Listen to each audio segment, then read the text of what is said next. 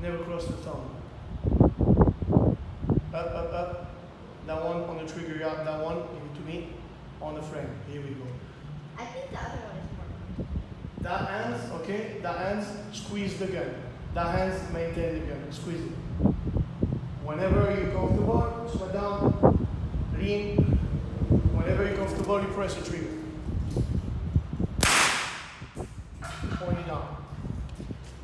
Here we go. So which one is comfortable? Alright? So which one the other? The first one. I have no idea what the first one is. Alright. Look. You see that? Never. Here.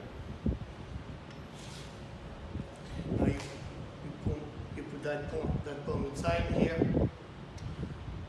Grab the trigger, put that thumb on the frame.